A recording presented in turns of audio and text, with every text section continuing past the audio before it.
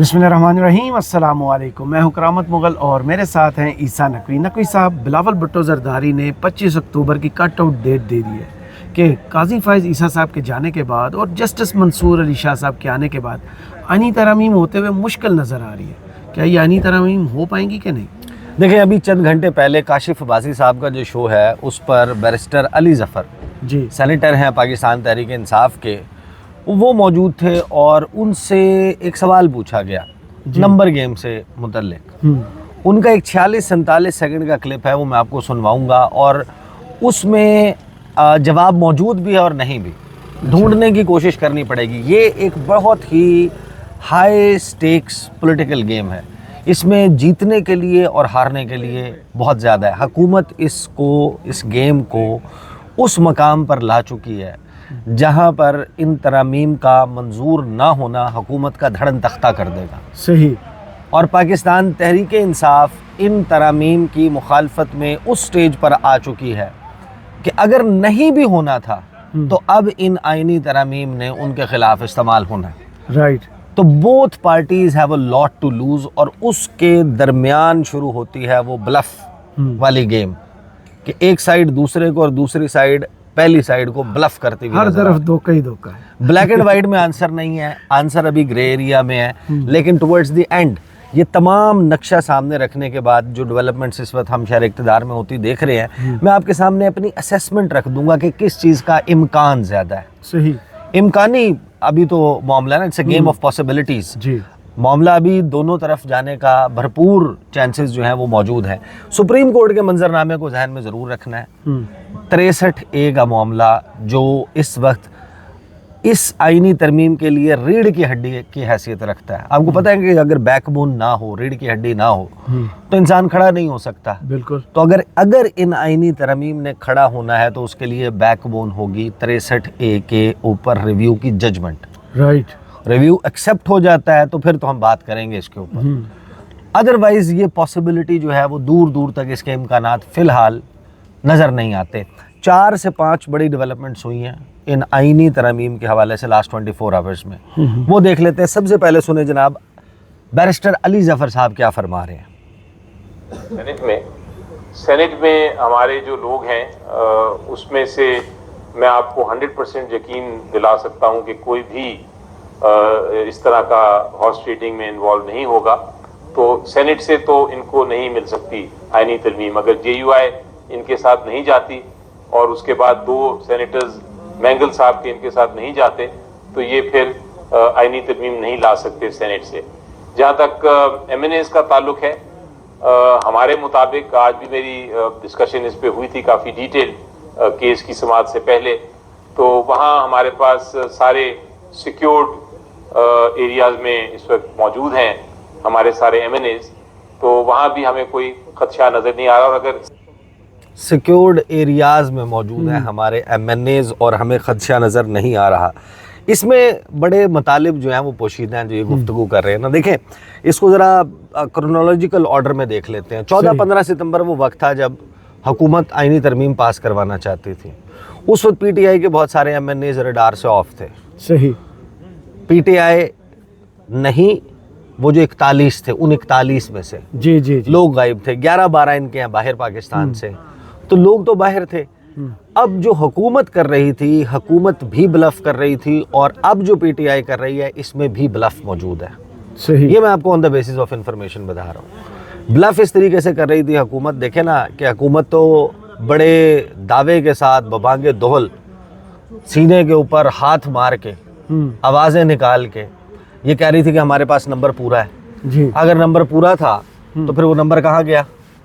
मौलाना फजलुर रहमान जो हैं उनकी मौजूदगी में या मौजूदगी के बगैर हुकूमत ने अब तरमीम पास करानी है। उस वक्त सूरत हाल ये थी कि इन्होंने तमाम अपने MNAs को बुलाया। मियाँ मोहम्मद नवाज शरीफ जो काफ़ी लंबे अरसे से आपको इस्लामाबाद के रेडियस में नज़र नहीं आए थे, उनको इस्लामाबाद बुलाया गया। कनाडा से, फ्रांस से, कोई यूरोप छुट्टियों पे, उम्रे पे गए हुए लोगों को बुलाया गया, अपने हलके छोड़कर पहुँचे। सो मच सो मैं आपको इन्फॉर्मेशन की बेसिस पे बता रहा हूँ कि एक वोटर इस आइनी तरमीम के ऐसे थे کہ جن کی والدہ جو ہیں وہ وینٹیلیٹر پہ تھیں اور وہ کس مشکل سے اپنے صوبے کے چیف منسٹر کا جیٹ جو ہے, جہاز ہے, وہ لے کر اسلام آباد آئے. ان کو یہاں پر سے جانے کی اجازت نہیں مل رہی تھی, اور جب وہ واپس گئے ہیں تو ان کی والدہ کی ڈیتھ ہو گئی. He was not allowed to leave. تو حکومت تو بہت زیادہ ایفرٹ کر رہی تھی اس آئینی ترمیم کو پاس کرانے کے لیے, لیکن اس کے لیے جو ہوم ورک درکار تھا وہ ہوم ورک نہیں تھا. صحیح. ان کا بلف کال ہو گیا اور ان کا نمبر گیم ایکسپوز ہو گئی. اس میں سب سے ڈیسائسو رول پلے کیا تھا سپریم کورٹ آف پاکستان کے 14 ستمبر کو ابہام دور کرنے کے فیصلے. 4 صفحات نے, وہ جو 4 صفحات تھے انہوں نے سارا معاملہ گڑبڑ کر دیا کہ جو 41 بندے جن کے اوپر وہ اب آپ کو سمجھ آتی ہے نا اس گیم کی کہ ان کی نمبر گیم تھی کیا. مولانا کے ساتھ مل جانے کے بعد بھی نمبر گیم تو پوری نہیں ہوتی تھی. نمبر ان کو درکار تھے انہی 41 میں سے جو جن کو یہ گورنمنٹ کلیم کرتی کہ یہ آزاد ہیں, جو ہینگنگ کینڈیڈیٹس. ابھی ان کی جو ہے وہ حیثیت ڈٹرمن نہیں ہوئی. سپریم کورٹ کو تو ہم نے اپروچ کیا ہوا تھا, سپریم کورٹ نے فیصلہ نہیں دیا تو انہوں نے آئینی ترمیم میں ووٹ دے دیا ہے. اس کے بعد بے شک ان کو پی ٹی آئی کا ڈکلیئر کر دیتے. صحیح. آئینی ترمیم کا مقصد تو پورا ہو جاتا اور پھر ان کے اوپر ڈیفیکشن کلاز بھی نہ لگتی. گیم ساری خراب ہوئی ہے اس 4 صفحات کی فیصلے سے, جو ابہام دور کرنے کا فیصلہ سپریم کورٹ سے لوگوں کا ابہام دور کیا. اب وہ الیکشن کمیشن اس میں بھی جو ہے نا چلا گیا کہ آپ اس کو بھی ریویو کریں. اب ہمارے سامنے ایک برانڈ نیو بالکل ایک نیا نکور قسم کا منظرنامہ ہے, اور نیا نکور منظرنامہ یہ ہے کہ مولانا فضل الرحمان جو ہیں وہ ہم کیونکہ over a period of time ان کو بہت زیادہ ڈسکس کر چکے ہیں. سب سے پہلے آپ کو ڈیولپمنٹ کیا پتہ چلتی ہے, میاں محمد نواز شریف جن کے بارے میں خبریں چلوائی گئی تھیں, نون لیگ نے خود میڈیا کو ذرائع سے جو ہے وہ خبریں فیڈ کی کہ میاں نواز شریف 3 اکتوبر کو لندن روانہ ہو جائیں گے. جی. آج جب ہم گفتگو کر رہے ہیں کیا تاریخ ہے؟ 3 اکتوبر ہو گئی. 3 اکتوبر, سوری میں 3 نومبر کہہ گیا. 3 اکتوبر ہو گئی کو, ہاں 3 اکتوبر کی خبریں چلوائی گئی تھیں, 3 اکتوبر ہو گئی ہے. تو 3 اکتوبر کو میاں محمد نواز شریف نہیں گئے, اور ہم نے یہ اپنی ویڈیو میں کہہ دیا تھا, وجوہات بتائی تھی کہ میاں صاحب نہیں جائیں گے. صحیح. اور یہ دھوکہ ہے, یہ پی ٹی آئی کو یعنی کہ ان کا گارڈ ڈاؤن کر کے اور اس وقت ان کے اوپر اٹیک کرنے کے لیے یہ خبریں چلوائی گئی ہیں. میاں صاحب نے جانا نہیں, اور میاں صاحب آئینی ترمیم کے پاس ہوئے بغیر پاکستان سے باہر نہیں جا سکتے. اچھا. یعنی اگر یہ آئینی ترمیم کا پیکج آف ہو جائے کہ نہیں آ رہا, پھر تو جا پاسپورٹ پہ ٹریول کرنا, پھر تو جا سکتے ہیں. ادروائز اگر آئینی ترمیم آنی ہے اور ابھی آنی ہے, اکتوبر میں آنی ہے, جس کے لیے سرخ دائرہ 25 اکتوبر کے ارد گرد لگا دیا گیا ہے, تو پھر میاں صاحب نہیں ہونا. پہلی بات یہ کہ میاں صاحب کا یہاں رہنا. دوسری بات یہ, بلاول بھٹو زرداری 8 فروری کے بعد سے آپ نے انہوں کتنا دیکھا تھا کہ وہ انٹرویوز کر رہے تھے, تقریریں کر رہے تھے, نہیں نظر آتے تھے نا. بلاول بھٹو زرداری جس طریقے سے ایکٹیو ہوئے ہیں, ملاقاتیں کر رہے ہیں, انٹرویوز دے رہے ہیں, صحافیوں کے ساتھ صحافیوں سے ملاقاتیں کر رہے ہیں. اس کے بعد وہ جو مولانا فضل الرحمان کے ساتھ ان کی ٹیم کی انگیجمنٹ چل رہی ہے.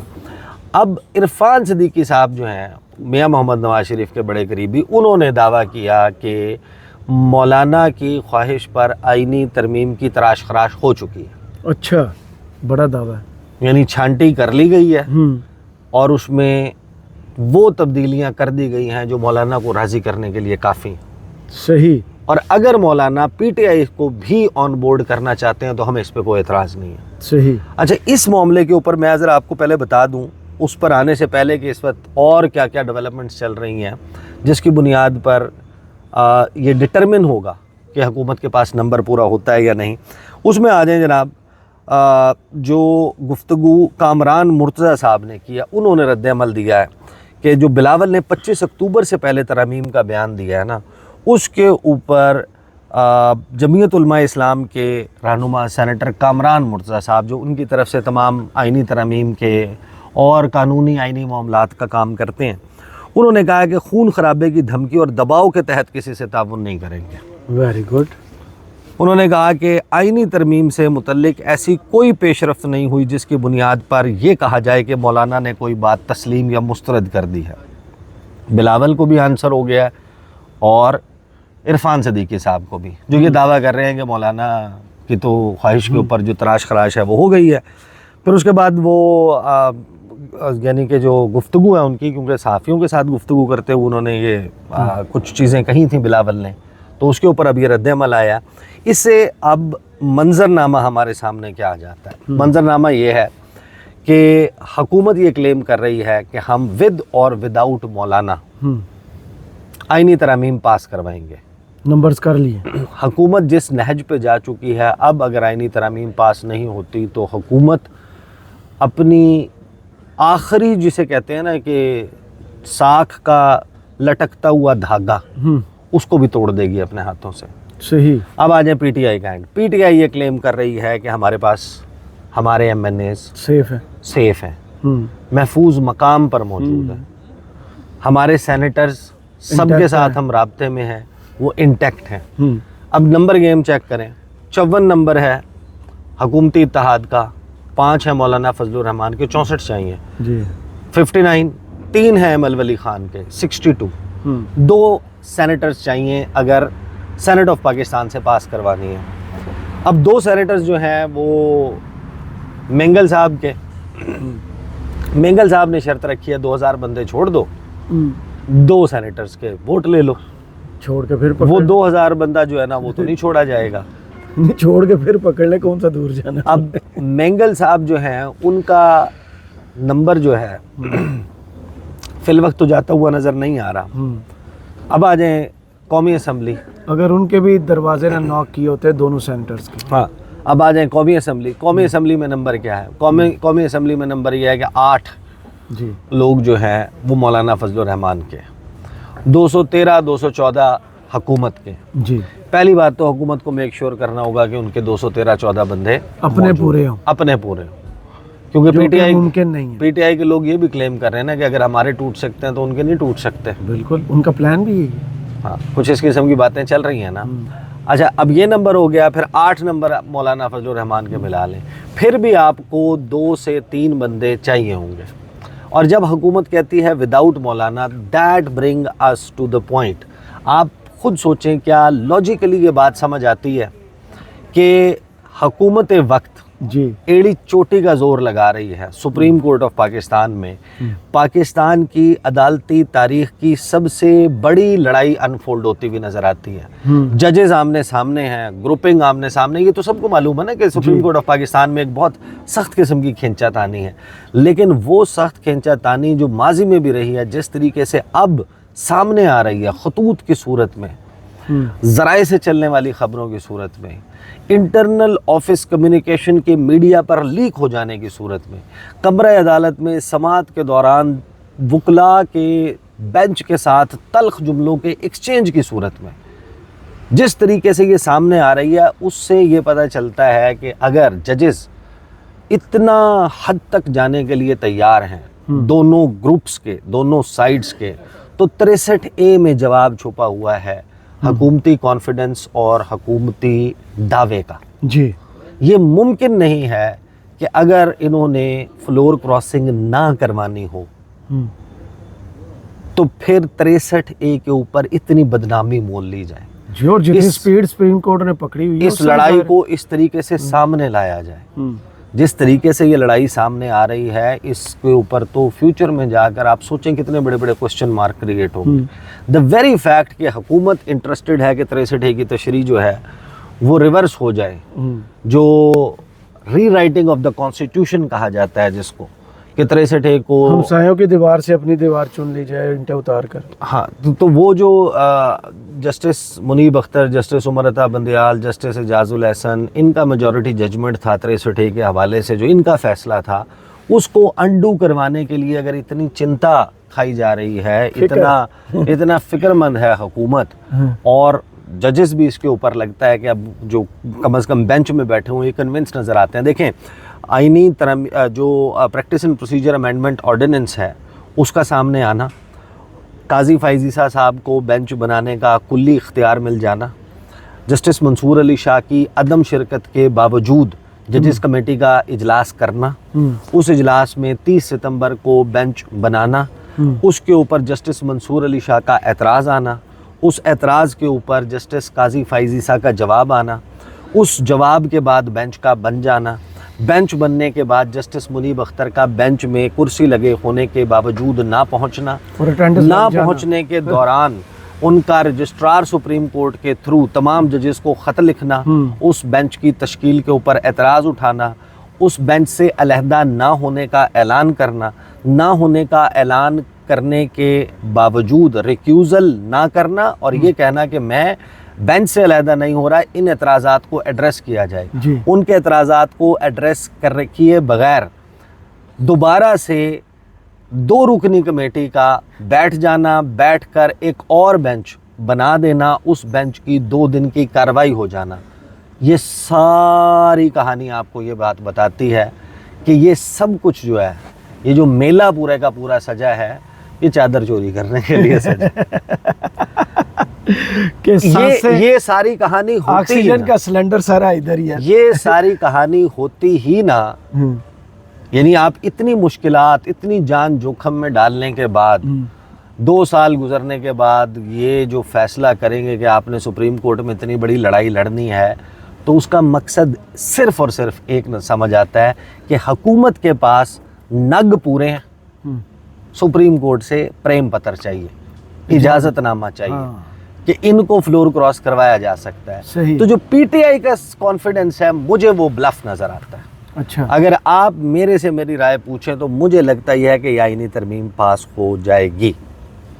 اس آئینی ترمیم کے پاس ہونے کے اوپر لوگوں کا اس کی ساکھ کے اوپر question mark banana is a different debate, right. لیکن اگر حکومت اتنا سر توڑ کوشش کر رہی ہے، سپریم کورٹ آف پاکستان میں یہ معاملہ چل رہا ہے، ججز کی ان تمام لڑائی اور جو پوری میں نے آپ کو ٹائم لائن بتائی، اس کے باوجود یہ معاملہ لگا ہوا ہے اور اس کے پیچھے حکومت پڑی ہوئی ہے کہ 63A کا تشریح جو ہے جو وہ اب ریویو جو ہے ایکسیپٹ ہو جائے، تو ریویو ایکسیپٹ ہونے کی صورت میں پھر مجھے تو لگتا یہ ہے کہ سرپرائز یہ آئے گا کہ قومی اسمبلی اور سینٹ کا اجلاس بلایا جائے گا۔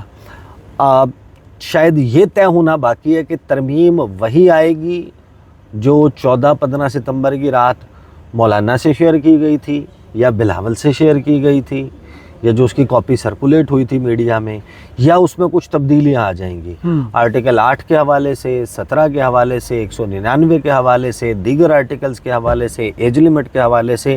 شاید صرف یہ طے ہونا باقی ہے کہ قاضی فائز عیسیٰ صاحب نے رہنا ہے یا نہیں رہنا، منصور علی شاہ نے بننا ہے یا جسٹس یحییٰ آفریدی نے بننا ہے، آئینی کوڈ میں کون جائے گا اور سپریم کورٹ میں کون رہے گا، شاید اب یہ چیزیں طے ہونا باقی ہیں۔ ادروائز دا مومنٹ 63A والا معاملہ سپریم کورٹ میں سیٹل ہوتا ہے، حکومت کے پاس all these developments they indicate کہ نمبر پورا ہو جائے گا، فلور کراسنگ ہو جائے گی، ووٹ کاؤنٹ ہو جائے گا، وہ لوگ نااہل ہو جائیں گے، نا اہلی جو ہے اس کے بعد ان کا دوبارہ الیکشن ہونا نہ ہونا، سکسیسفلی یہ اچیو ہو جانا نہ ہو جانا، that is a question to be addressed in future.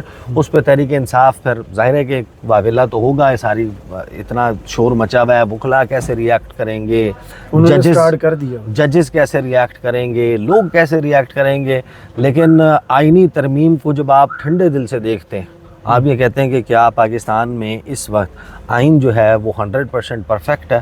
The answer is نو۔ کیا پاکستان کا عدالتی نظام 100% درست ہے؟ دی آنسر از نو۔ کیا عمر عطا بندیال کے دور میں کوئی ہم پاکستان کے جو ہے وہ دنیا کی 10 سب سے بہترین نظام انصاف میں تھا؟ تو جواب ہے نہیں۔ کیا افتخار چودھری کے دور میں یا ثاقب نثار کے دور میں یا جواد اس خواجہ کے دور میں یا انور ظہیر جمالی کے دور میں یا آصف سعید کھوسہ کے دور میں یا میاں ناصر الملک کے دور میں، کیا ان تمام ادوار میں یا قاضی فائز عیسیٰ کے دور میں کیا پاکستان جو ہے وہ پہلے 10 دنیا کے نظام انصاف میں ہے؟ تو جواب ہے نہیں۔ اس کا مطلب یہ ہے کہ بہتری کی گنجائش ہے، اس کا مطلب یہ ہے کہ تبدیلی آ سکتی ہے۔ اب تبدیلی اگر آنی ہے، اگر آئینی ترامیم جو ہیں باقی تمام معاملات میں بھی دیکھیں، گنجائش تو موجود ہے۔